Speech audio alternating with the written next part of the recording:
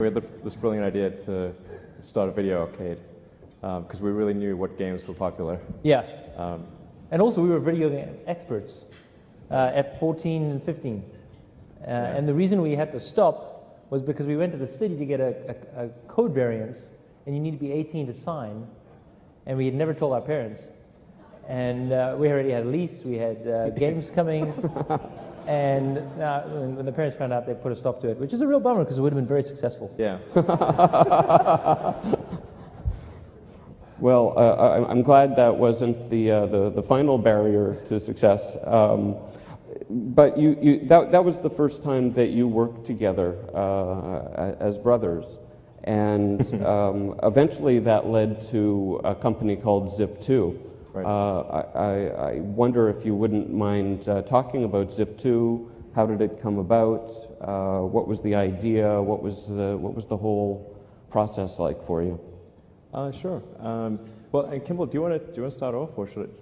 Well, I mean, I would start with the road trip. The road trip. Yeah. Yeah. Okay. So a year before, this is '94. Elon was working at some video game company there's a theme here. What? Yeah. I was actually I was doing two jobs. One was at a video game company that was ironically called Rocket Science, and then working on ultra capacitors during the day for electric cars.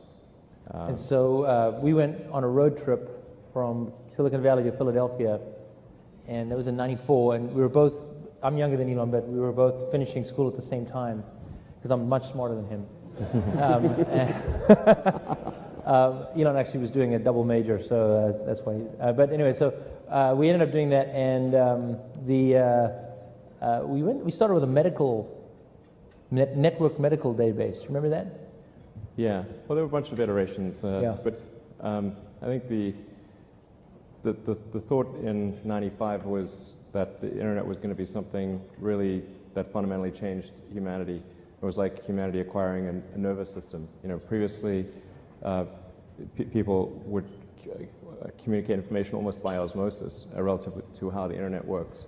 You know, if you wanted to have access to a lot of information, like you'd go to the Library of Congress, but unless you were physically where the books were, you didn't have access to that information. But with the internet, you could be anywhere in the world, and if you're connected to the internet, you have access to all the world's information.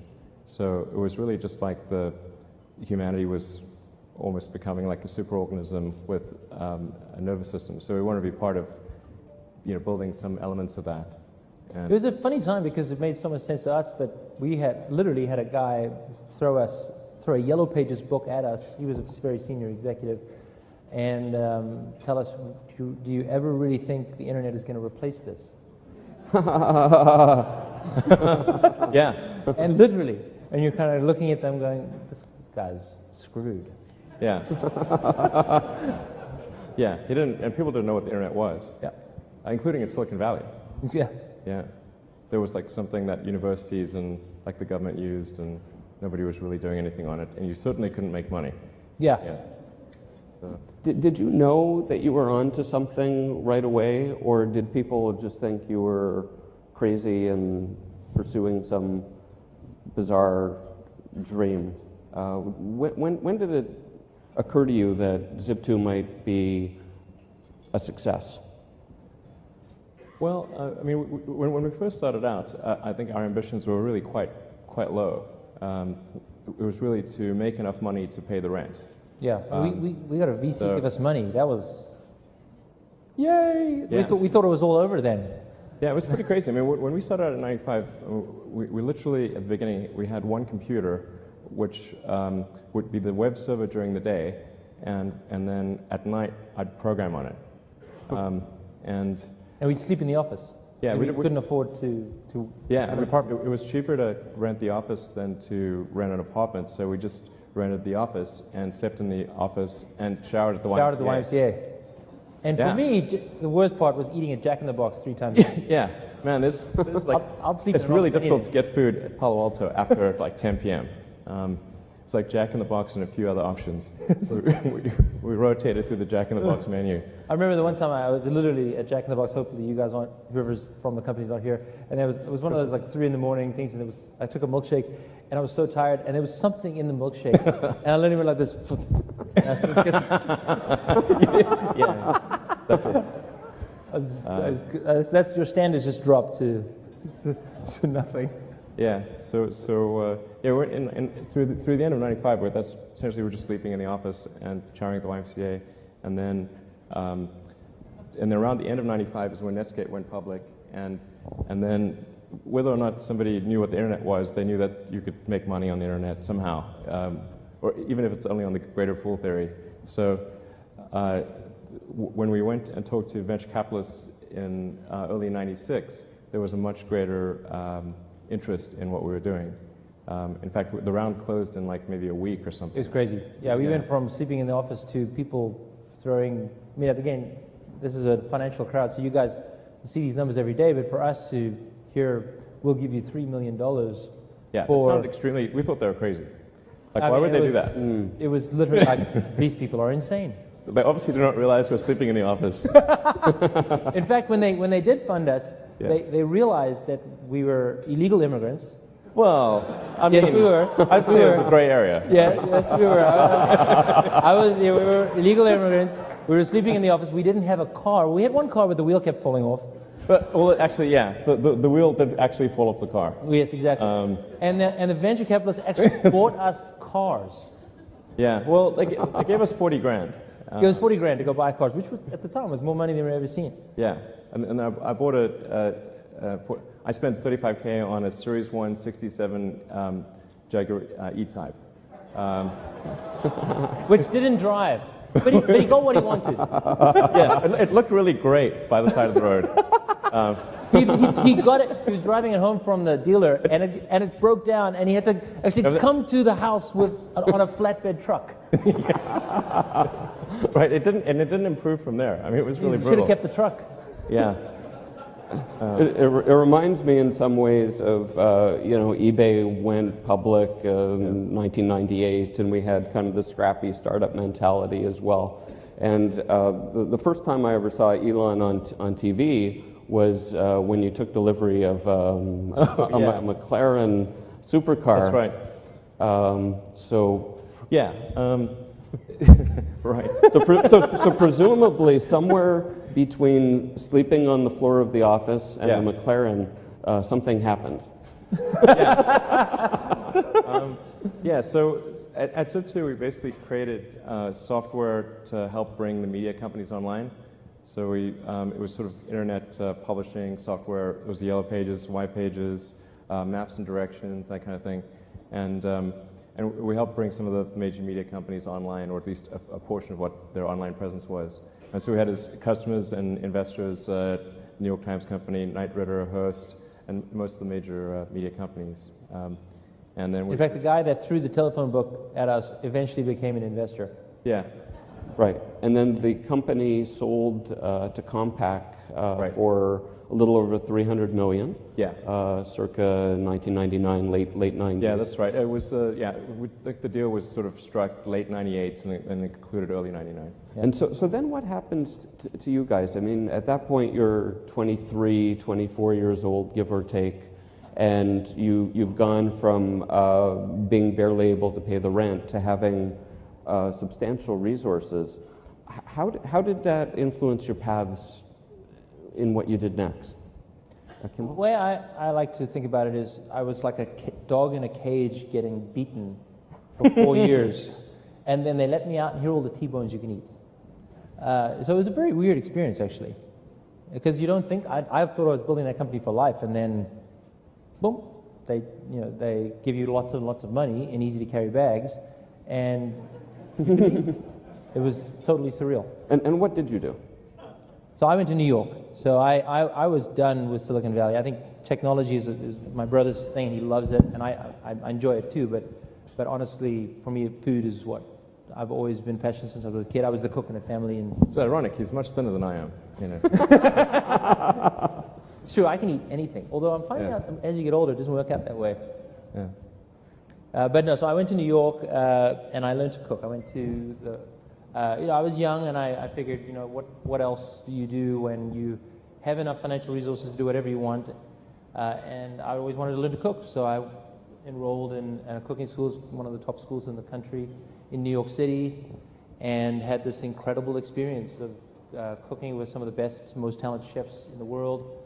And it was a unique circumstance for me personally because I was there in New York during 9/11, and I graduated from cooking school just before 9/11, and I lived right by the World Trade Center, so I saw everything happen. It was a very big event in my life.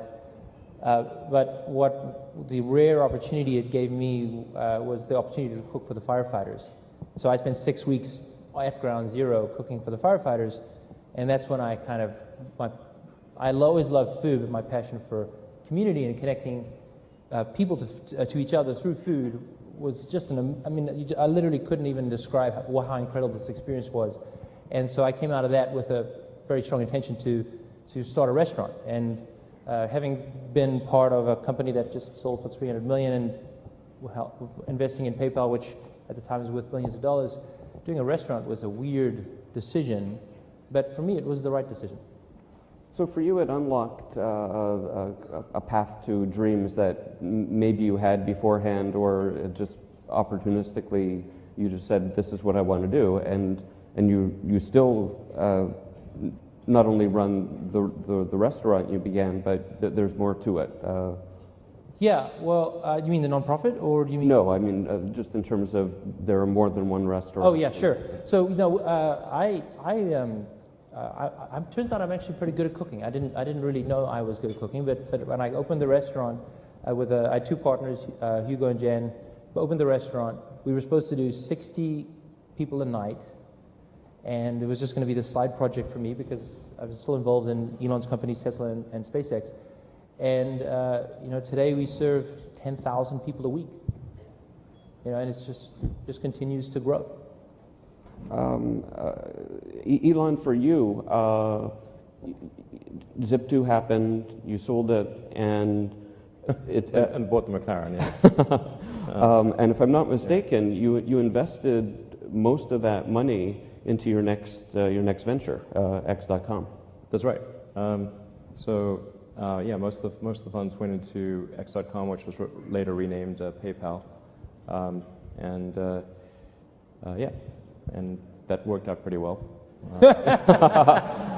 It worked out pretty well, but looking back on it, because you put a lot of your eggs in that basket, would you advise entrepreneurs to roll the bones quite the way you did? Yeah, absolutely. I think so.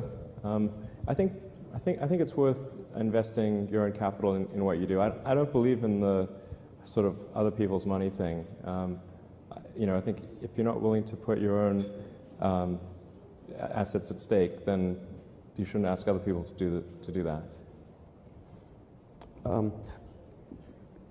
So eBay comes along, buys PayPal, and then I remember 2003, give or take, meeting Elon at a coffee shop in Palo Alto. This was not long after the PayPal deal had closed. And I said to Elon, what would you like to do next? And you had 3 things to say. Right. Do you remember what they were? Yeah. But yeah, they're basically, space, solar, and electric cars. Space, solar, and electric cars, yes, 2 points. But yeah. Wait, space, electric cars, what was the middle one? I asked Elon what he wanted to do, and he said he wanted to do something in solar power. He wanted to colonize Mars eventually, but to get there by building a rocket business, a sustainable business, and building electric cars. And let's talk a little bit about Mars. Okay. So where did this come from? When did you have that dream? How did that come to be? I guess when I was in college, I thought about things that would most affect the future of humanity, and there were 3 areas that I thought would have the biggest impact, and those were the internet, sustainable energy, of which solar power is the production side, and electric cars the consumption side, and then humanity becoming a multi-planet species. I think our future will fundamentally bifurcate to one where we are a space-faring civilization, or one where we are confined to Earth until some eventual extinction event. Although I'm quite optimistic about life on Earth, I should point out. I don't want to. Sometimes people think that by that I expect some imminent catastrophe, but I think that the probable outcome for civilization on Earth is quite good for a long time. But I still think that we should try to extend life beyond Earth and and the thing to do is to establish a base on Mars, and try to make that a self-sustaining base as soon as possible. So I don't expect that SpaceX is going to do that sort of single-handedly, but I think we're going to try to advance the technology of space travel to the point where we can at least send some number of people to Mars, which is not currently possible. As I recall, when follow-up question, Jeff. when SpaceX started, I think the first 3 rocket launches weren't successful. Yeah. And the 4th one was. What would have happened if the 4th one hadn't worked? We would have failed. Yeah. But let's talk about one of the failures were spectacular. I would go out to the island, Kwajalein, with Elon, and seeing giant exploding rockets is quite an amazing sight. And I was one of the early investors in SpaceX, and I said, you know what? If all I get to do is to see these rockets explode, well worth every dime I put into this company.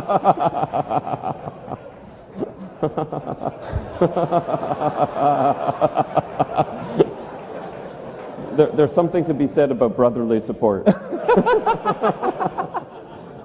But it was an amazing thing to watch what Elon had built with those rockets on a shoestring in the middle of nowhere, and literally the middle of the Pacific, 2,000 miles from Hawaii. That experience, we'd fly in these what are they called? What are those Hueys? helicopters? Hueys. You're flying the Hueys. You feel like you're right out of Apocalypse Now, flying to Dr. Evil's island. Really amazing. And again, worth every penny, still to this day, I'd say. So I think the failures were actually unbelievably exciting to be part of. Yeah. Yeah. Thank you, Elon. You're welcome. The point being that these ventures now seem to have a wonderful momentum and things are going well, but I remember there was a point in time when each of them had their tipping point and could have gone either way. I wonder if you could talk a little bit about the origins of Tesla. Sure. So with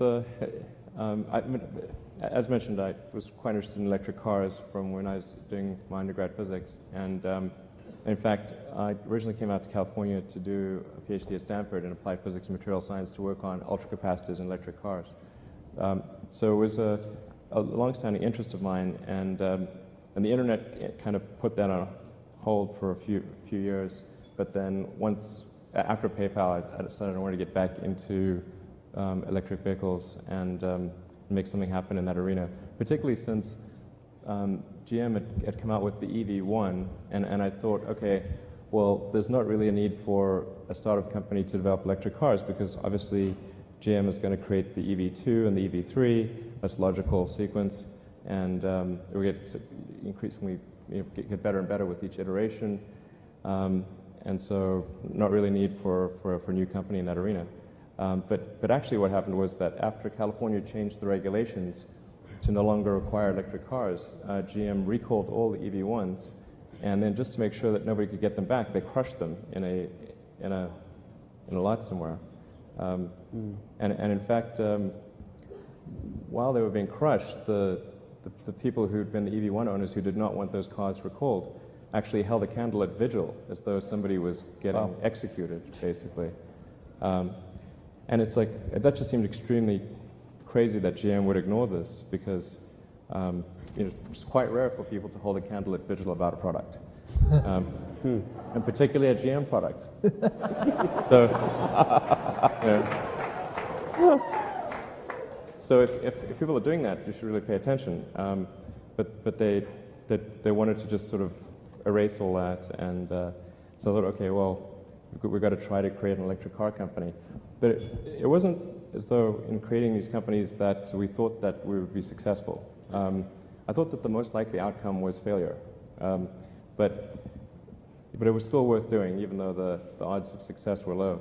In fact, even for SpaceX, originally what I started doing was not creating a rocket company, but actually was going to do a small mission to Mars, which was just a philanthropic mission where you would send a small greenhouse with seeds and dehydrated gel, and would, upon landing, hydrate the gel, and you'd have this cool picture of green plants on a red background. And the public tends to respond to precedents and superlatives. So this would be the first life on Mars, furthest that life's ever traveled, and you'd have this great money shot of green plants on a red background. So yeah, I thought that would get people's attention. So, but the expectation for that was no return. So I thought we wouldn't get any, we'd just spend the money on that and it wouldn't happen. And it was in the process of trying to do that mission that I concluded that I'd made a mistake with respect to my assumptions about why are there no people on Mars. Because I started off thinking that it was because there was a lack of will, and that if you could reignite the will, then it would happen. So my initial thing even with the space side was really to get the public excited and to get people to essentially vote NASA to have a bigger budget. That was my goal initially. But as I tried to do that mission, I was able to compress the costs of the satellite or the spacecraft and the greenhouse and everything and the communication costs, but I wasn't able to compress the rocket costs. And I actually tried, had some adventures along the way trying to get a good deal on rockets. I actually flew to Russia 3 times to try to buy some ICBMs. And I negotiated a deal too, actually.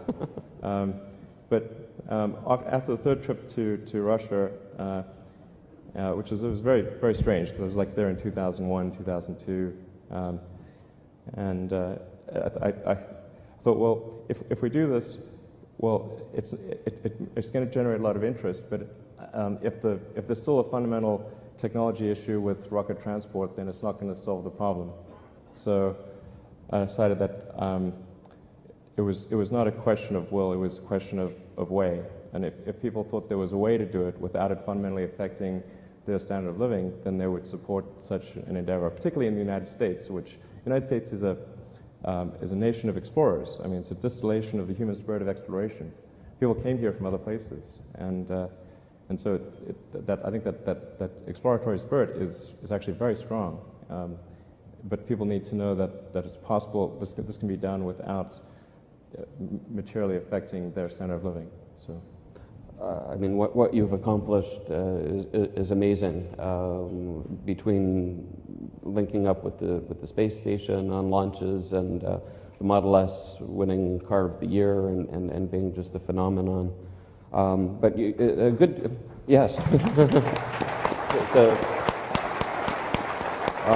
I mean, it's amazing. It's amazing, and we'll come back and talk about Solar City in a second. But you mentioned gardens, and I think that's a natural segue. We're surrounded by some beautiful gardens here on stage. Yeah, an opportunity. Seriously, let me say this to you. If you're going to come to Europe with Tesla, we will compete with the best. Okay. So if you're going to do that, you give us a chance. We'll give you Absolutely. a fair hearing, and our workers will not let you down, believe you me. All right. There you go. Okay, let's keep that between ourselves. I just want to also could we get some water up here? I don't want our guests to die of dehydration before we get to the end of our session here, but if we can get some water on stage. But I just want to go back, Elon, to your years growing up when obviously, 12 years old, I think you sold your first video game that you had programmed. Yeah. But at what point in your teenage years was there a light bulb moment where you said, I really do want to change the world? Teenage years, maybe maybe I was probably like 21 or something like that. So it was like a little beyond teenage years. I mean, when I was a teenager, I didn't really know what I was going to do. I liked playing video games and I liked writing software, and so I thought, well, maybe I'll professionally write video game software. That seemed like a pretty fun thing. And then when I was in college, I just started thinking about, well, what's going to most affect the world? And there were actually I thought there were 5 things that I thought would most affect the world, 3 of which I thought would definitely be positive things to solve, 2 of which are a slight question mark. And then as it turned out, I was able to get involved in all 3 of those things, being the internet, sustainable energy, and space. Now, obviously, you revolutionized online payments, but after PayPal, other innovators might have moved on into the same area to have another success. You chose a completely different set of challenges to address. I mean, space. What was the thinking there? Why did you just follow your money back into online commerce, for example? I guess the thing that motivated me there was that I kept expecting that there'd be a manned mission to Mars. That was the continuation of the dream of Apollo. We went to the moon, then there was supposed to be a base on the moon, there were supposed to be space hotels, there were going to be human missions to Mars. And year after year, that stuff didn't happen. And at first I thought, well, maybe people have lost the will to do that. And I sort of came up with this idea to do a mission to Mars to kind of get people excited about that stuff again. But I came to the conclusion that I was actually wrong about that assumption. And there's plenty of will, and it's really about making sure that there's a way. If people think there's a way to do it without bankrupting the economy, I think there's plenty of will. And so that started SpaceX to try to improve rocket technology and just to do as much as we can to advance that towards eventually, I'm not saying we'll take people to Mars, but we want to try to move things forward as much as possible. What I'm fascinated by was you started out to try to get people excited again in space, and then you ended up with this fact. There are only 4 entities that have ever sent a space capsule into space and brought it back: US, Russia, China, Elon Musk. Yeah.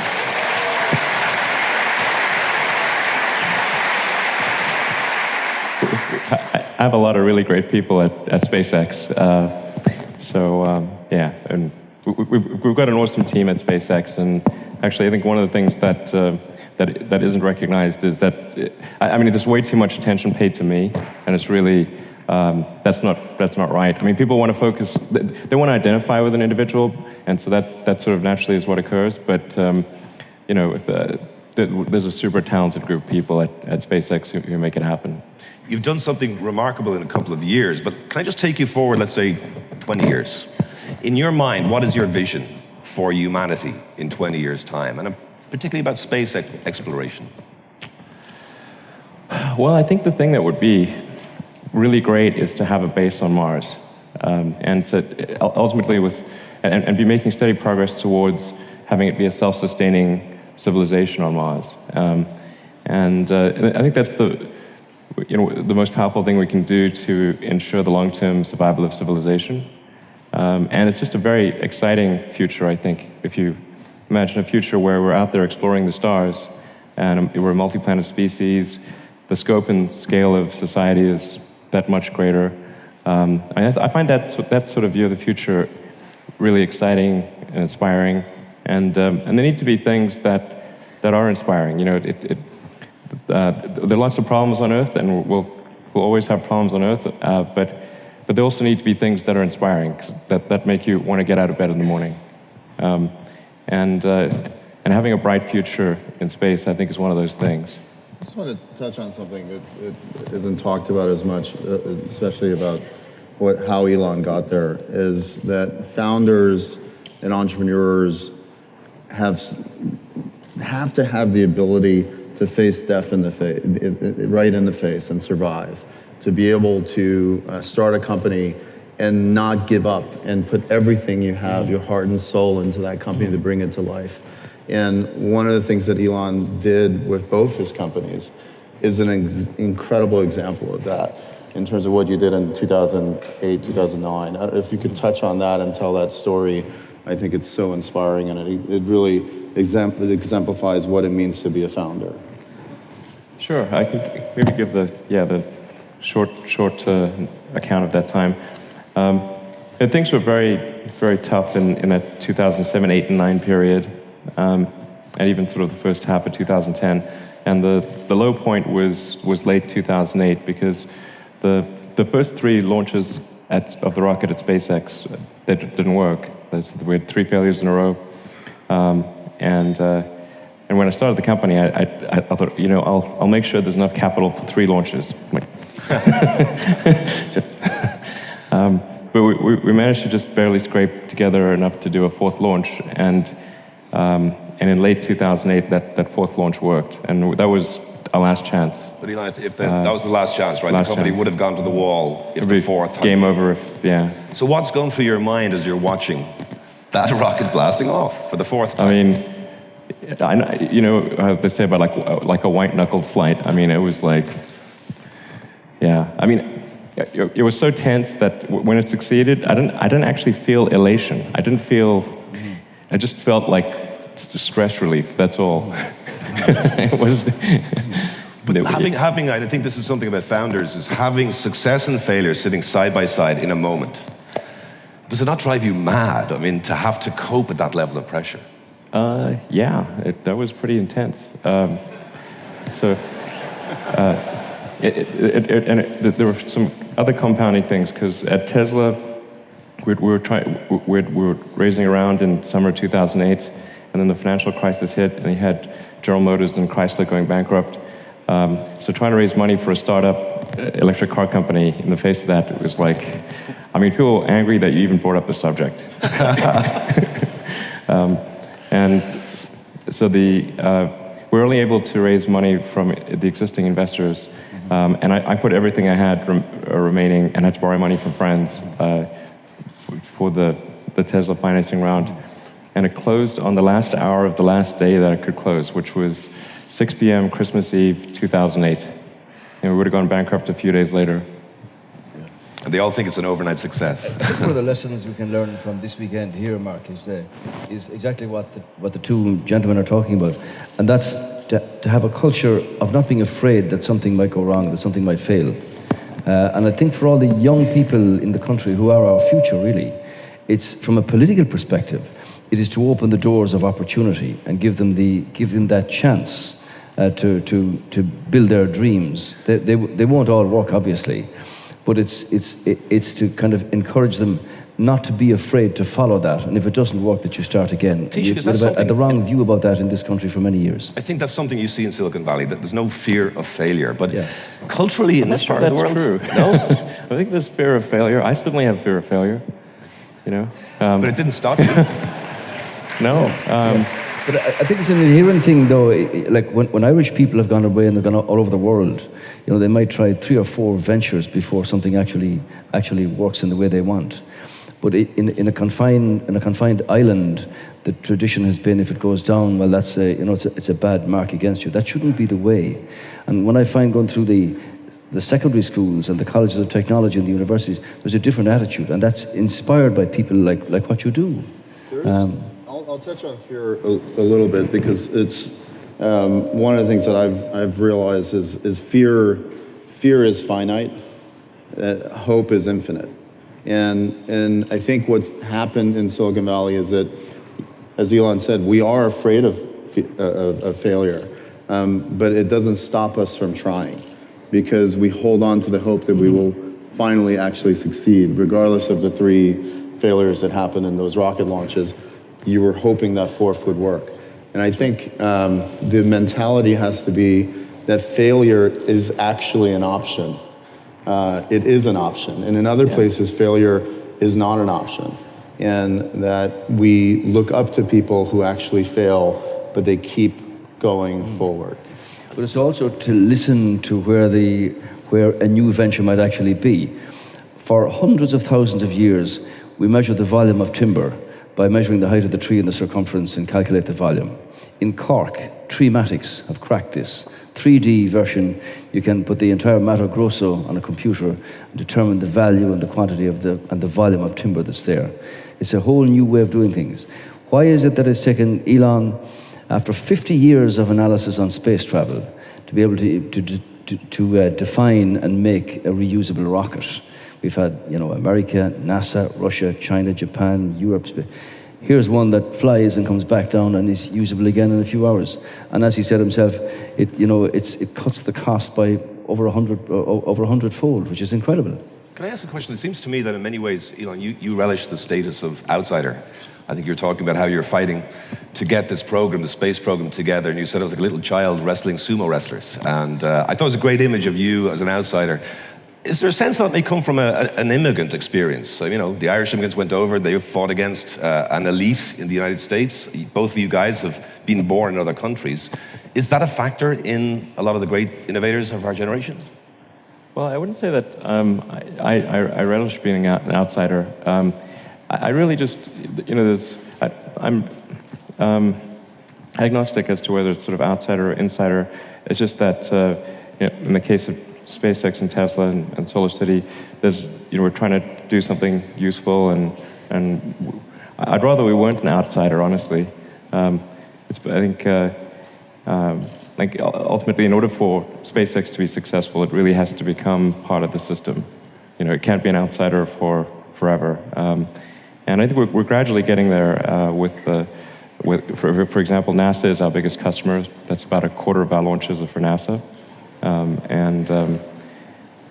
We were launching GPS satellites and other things, weather satellites. And essentially, it's important to do useful things in kind of the Earth orbit arena in order to earn the money necessary to develop interplanetary transport technology. But being an outsider or insider, I wouldn't say is all that important, except to the degree that you don't want to compromise the fundamental goals and values of the organization in order to become an insider. Sure. Do you think there's a sense that there is a sense of celebrating the iconoclast in American innovative culture? What defines a great innovator? What are the qualities you need? The great innovator is not following the crowd, is not following trends.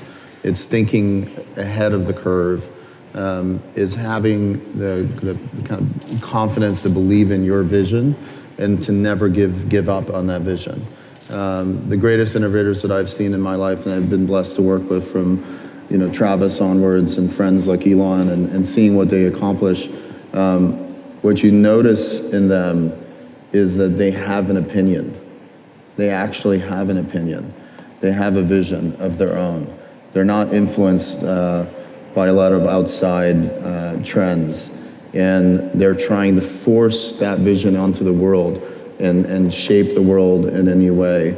And they have the courage to confront any of the fears that they might have in the path to make that vision come true. Let's pretend Elon's not here for a moment. I know you're a very good friend of his.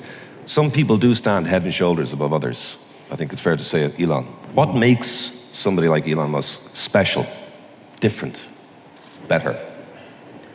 I think it's much of what I said is that ability to say, I believe in this and I'm willing to put everything I have on the line. It's something that I've seen many entrepreneurs that I've been able to be blessed to invest in and do. It's something that I've had to do in my own life, is be able to say, here's everything I have and I'm putting it all on the table. And if you're not willing to risk everything, to again, face your fears, if you're not willing to do that, if you don't have the courage to do that, you can't stand up high and be someone that people can look up to and say, that's how I would love to live my life, both professionally and personally. I would say it's driven by the power of imagination. It was Einstein who said that imagination is the greatest force because it encircles the entire sphere. And for somebody like Elon, to imagine something that's going to be different, and to have the conviction and the belief to actually follow it through, despite the naysayers or the cynicism. It is about making decisive moves and have the courage to follow that imaginative force, out of which may come success and may not, like his Christmas Eve in 2008. But it happened. But it's driven by somebody having a view, a thought, an inspiration, an imaginative quality to say, this is what I believe in. And whether it be, Jacques Cousteau or the sea so many years ago on the whole marine business, or the evolution of space travel and where we're going and how to get there, and the impact of that on humankind, it's driven essentially by an imaginative quality. The personality of the person carries that, followed by belief and conviction and really good people to make that become a reality. And Elon, sometimes that puts you against the conventional wisdom. So I'm thinking now, while you were giving us ways to get out of off Earth and go and colonize other places and planets, you were also trying to make life better here. So the solar energy is a big focus for you, Tesla, obviously. How difficult was it to convince the United States, a public that is in love with the car, and we're talking about the gasoline-powered car, Sure. to embrace the idea of an electric car? Well, it was tricky at first. Essentially, we're going against the preconceived notion of what an electric car was, which was kind of like a golf cart. So people, that was literally their experience with an electric car. So they're used to a car that didn't look good, wasn't fast, couldn't handle well, had low range, a golf cart. And so if that's the framework that people are coming from, then obviously when you say the word electric car, they're not going to have good associations. And so the first order of business for Tesla was to try to create a car that broke the mold, or really fundamentally changed those perceptions. And that's why we did the Tesla Roadster and did an electric sports car. So it had to be, in order to be successful, it had to be something that had some sex appeal, had great acceleration, handling, long range. Those things were really important to fundamentally change the perception. And it still took a long time. But we're able to change people's minds one by one by giving them a test drive. So like, here's the proof is in the pudding, here's the car, take it for a ride. And it was very slow going at first. If I had a sort of a dollar for every time someone mentioned Tucker or DeLorean, I would not have needed an IPO. So it was tough going in the beginning there, but I think it was just by making a product, initially just a demonstration article, and then going into limited production with the Roadster, and then going to a much higher level of production with the Model S. I think people's minds have gradually changed, and then this year with some of the toughest critics in the world are reviewing the Model S and saying it's the best car in the world. Consumer Reports gave it the highest rating they've ever given any car, I think this year really has been a turning point. There's still a huge way to go because the number of electric cars going on the road is tiny still. I mean, there's almost 100 million new cars made every year. There's an existing base of about 1.8 billion cars. So even if all cars were electric, all new cars made were electric tomorrow, it would still take on the order of 20 years to replace the fleet. That car will sell very well in Ireland. I hope so. There's one for everyone in the audience, by the way. That only works if you're actually Irish and know the Late Show here. But when I hear you talking about the Tesla, it resonates with me what Steve Jobs used to talk about with the iPhone. The sense of intimacy with this, not just a product. And I've heard someone say that the Tesla will have the impact on personal transport that the iPhone had on telecommunications. Well, it's kind of to say that the iPhone was a really great invention. I do think, just being something that Steve Jobs was that I think was quite admirable was he was ultra product focused, like down to the little details, and he and the other people at Apple would really try hard to have these, both at a high level and a small level, these delightful things happen. So the product was it just made you happy, and that's what we try to do with the Model S is just every little detail that we can think of to really bring joy to the owner of the car. That's what we want to do. And when can we expect it on the roads of places like Ireland or this part of the world? Well, we should have the right-hand drive version in production in March, so I would imagine late March, April, that time frame. I hope there's many people who will buy it in Ireland. It would be great. And listen, I can't ask you to come to Ireland and not give a bit of advice, perhaps, to the Taoiseach. I was tweeting out this week saying, anyone got some good questions? It was a great question from somebody which said, Elon Musk, if you were the Taoiseach of Ireland, could you give us 3 pointers of what you would do to make us, put us there on the digital frontier? The digital frontier, okay. Well, I haven't really thought about digital stuff for a while, but... Any frontier. Any frontier.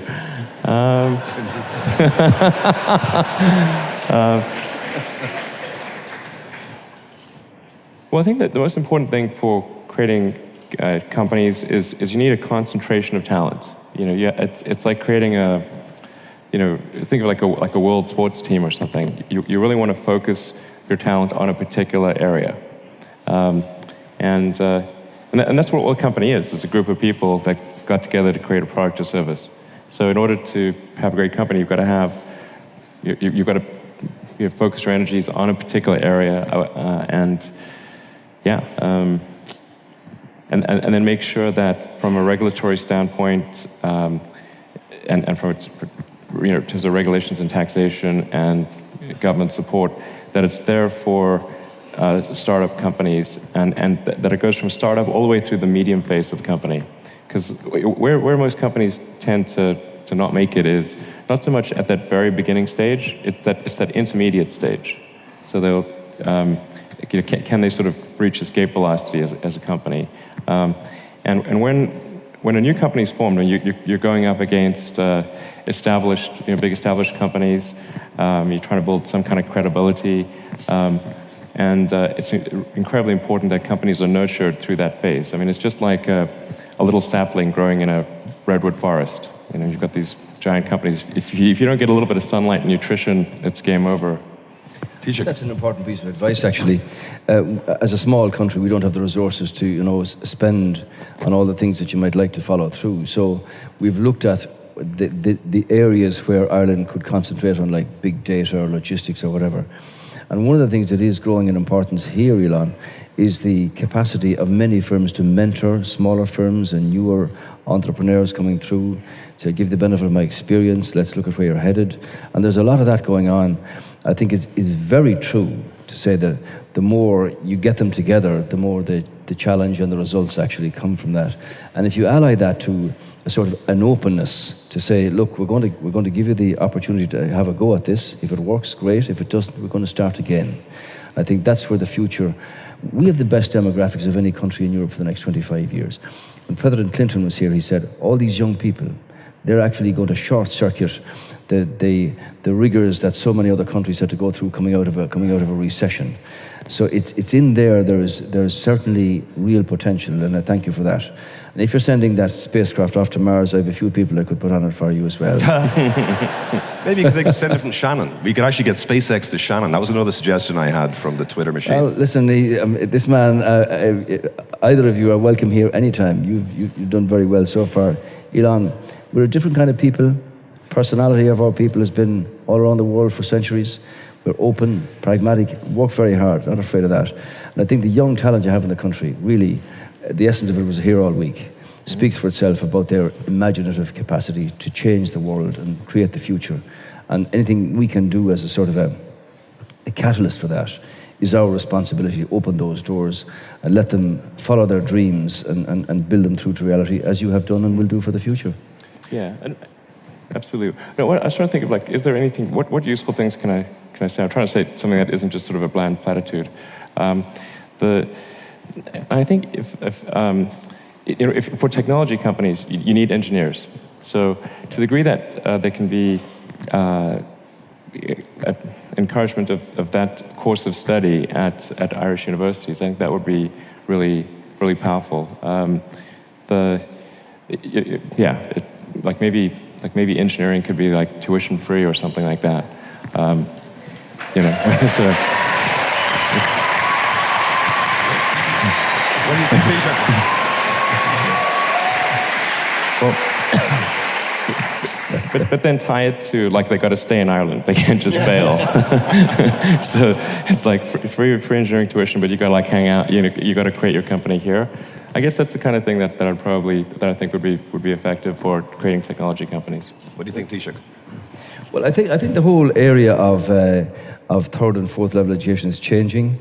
The relationship between lecturers and teachers is going to change because the student now has so much capacity in terms of drawing down data that they get swamped with it completely. So lecturers are going to be different kinds of mentors, drivers, indicators of where pupils' talent really lies. I think that's all going to change in the next decade with the MOOCs and the capacity of universities and colleges of technology with online courses that can be done worldwide. Lecturers aren't speaking anymore to 45 students, it could be 45 million students. And I think that's where the next big change is actually coming. But it's creativity and all of that makes a difference. Sure. We do need technicians coming from our colleges of technology. We do need engineers coming from our universities, and ally that to the world of academia and business, and you've got a thriving potential, put it that way. Sure. I'll add one more idea to Elon's. In the U.S., we co-founded something called the Startup Visa Act and started the Visa movement with Dave McClure and a number of other entrepreneurs and VCs. And the idea was really to expedite the ability for entrepreneurs to immigrate to America. And the thing about Ireland is Ireland has one of the greatest people in the world and one of the greatest cultures, one of the greatest brands. I would do something very similar as well, just do a startup visa here in Ireland, attract entrepreneurs to come here and start their companies in Ireland, so that you're importing talent on top of growing and homegrown. Exactly. Yeah, like the tuition thing, I'd say make it free for anyone that wants to come here from around the world. From all over the world. Yeah, because you need that concentration of technical talent. Yeah, we have relaxed the visa system. We give entrepreneurs who wish to come here, even with the right of residency, if they've got an idea and some capital, to be able to come here and get involved, if you like, in the energy that's coming off all of these creators that are in the country at the moment. I'm sorry to say, Taoiseach, but I'd probably be dragged off stage now because it's gone way over. It's been a remarkable conversation, I have to say. An honor for me. Can I just ask one very final question of each one of you? There's so many people here tonight, but there's also people watching live, laptops and their tablets. And somewhere out there, there's probably somebody with a great idea, but is kind of paralyzed by fear. They don't know. They don't want to take that chance. Could you just talk for a moment, Shervin, first of all, what would you say to that young potential entrepreneur who just doesn't know if they can take the risk? It's a great question. We immigrated to the U.S., so we came from nothing really. My father was a taxi driver in D.C. and my mom cleaned hotel rooms, and all we had was the American dream. And I grew up just reading a lot of books and dreaming that I could be something and do something of value. And when I went to Berkeley, I started my first company senior year of college. And one of my mentors taught me that you should always ask, that the answer is always no if you don't ask.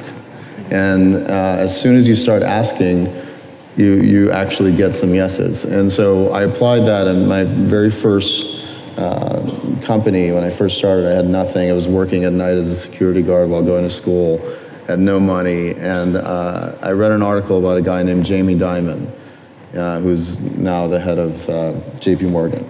And the article said he was fired by Citibank, by Citi, and he was in his office with his secretary and kind of waiting for his next move. And I was 22, 23 years old, and in my mind I was like, oh, he's available. I'm going to call him. And he's one of the most powerful people in banking and finance. And so I call 411, which is directory information, and I say, can I get the number for Jamie Dimon in New York? And they connect the call, and it rings. And I go, may I speak to Jamie Dimon? And someone answers, and the voice says, this is him. And I'm like, oh shit, sorry. Sorry, Prime Minister. He's never heard that word before. Sorry. I heard that before. And I go, so I knew I had like 60 seconds. I had to face my fear. And I said, Mr. Dimon, my name is Shervin. I have this dream for this company. And after a couple minutes of listening to me, he says, "That sounds really good. Come up to New York, we'll have dinner." And I did that, and he wrote one of my first checks as an angel investor, and that changed my whole life.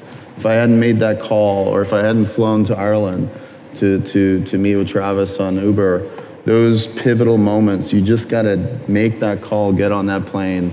You know what's happening ask. now? Everyone's looking for your phone number so that they can give you Directory 411. Elon, can I ask you about that one message to that potential entrepreneur waiting to make the jump?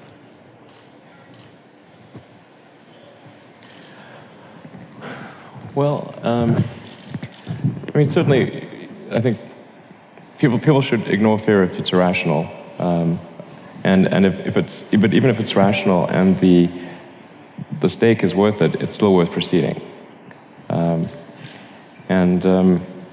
You know, I'll say a few of the things that some people may have heard me say before, which is I think if you're creating a company and doing something new, it's important to reason from first principles, which is kind of a physics framework, rather than reason by analogy.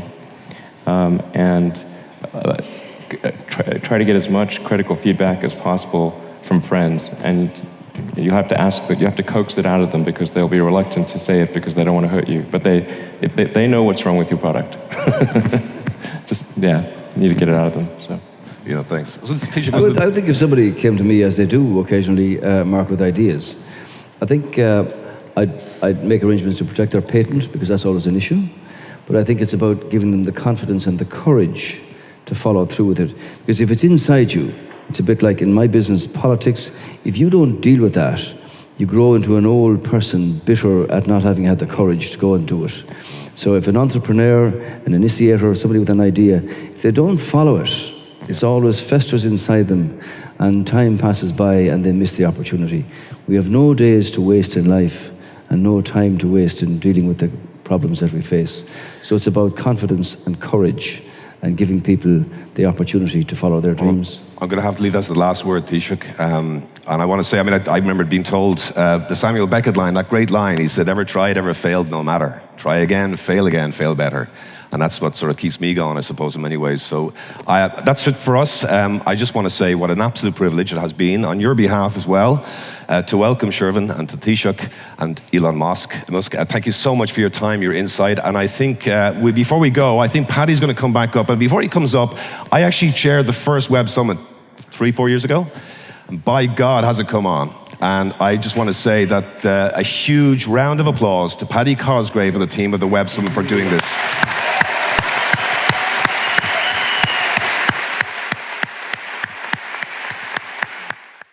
And then I think it's also important to reason from first principles rather than by analogy. So the normal way that we conduct our lives is we reason by analogy.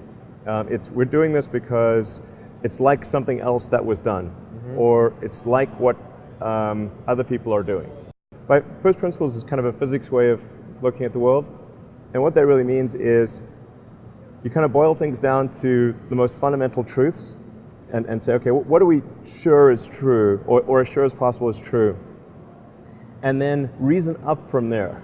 That takes a lot more mental energy. And for batteries, they would say, oh, it's going to cost, you know, historically it's cost $600 per kilowatt hour, and so it's not going to be much better than that in the future. And you say, no, okay, well, what are the batteries made of? So first principles would be to say, okay, what are the material constituents of the batteries? What is the spot market value of the material constituents? So you can say, okay, it's got cobalt, nickel, aluminum, carbon, and some polymers for separation, and a steel can. So break that down on a material basis and say, okay, what if we bought that in the London Metal Exchange, what would each of those things cost? Like, oh, geez, it's like $80 per kilowatt hour. So clearly, you just need to think of clever ways to take those materials and combine them into the shape of a battery cell, and you can have batteries that are much, much cheaper than anyone realizes.